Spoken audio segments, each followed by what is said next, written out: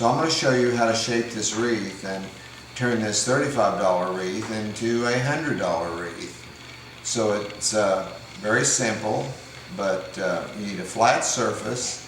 What you do is you start at one position in this wreath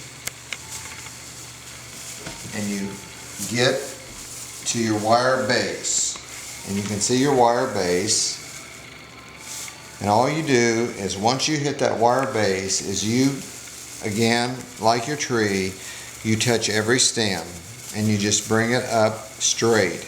You just bring it out and you bring it down, and you work your way around this entire wreath, and you spread these pine boughs out and you work all your way around, which believe it or not doesn't take long.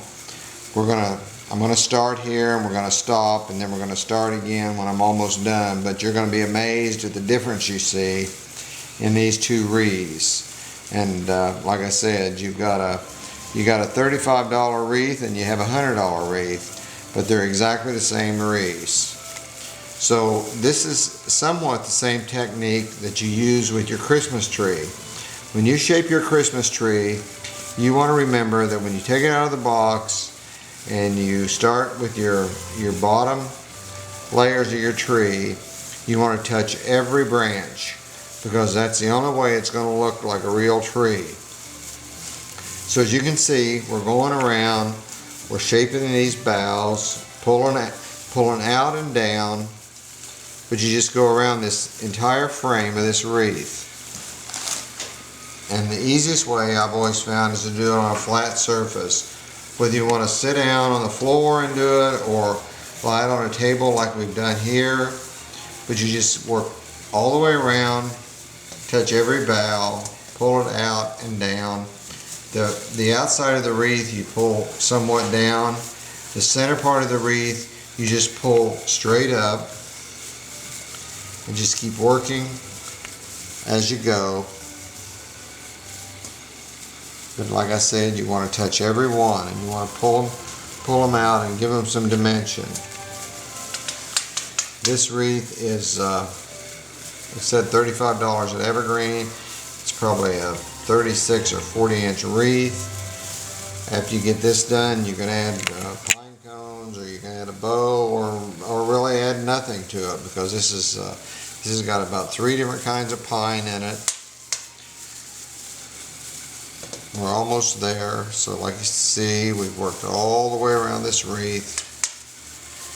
Just pull out and down, give it that dimension that it needs. And when I'm done with this, I'm going to show you what I mean. This wreath has taken us maybe 2 or 3 minutes to shape. So instead of just taking it home, taking it out of the bag, and hanging it on the door, we've made this wreath come to life.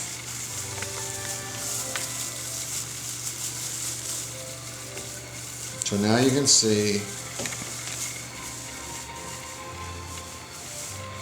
we have this wreath,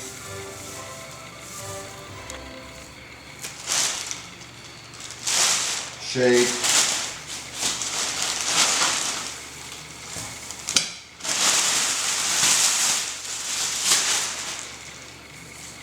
and this is exactly the same wreath. So you can see it's almost 2 for 1. Number one, this has no dimension. It just looks like a circle of greenery. This wreath has lots of dimension. Remember, tip count's very important. You can tell tip count a little bit by the weight. These wreaths are very heavy. If you pick up a wreath and it doesn't weigh anything, you know there aren't very many tips on it. And then the length is important too. Different types of pine make a little bit of difference. Like I said, this has 3 different types of pine in it. A lot of them just have one type of pine.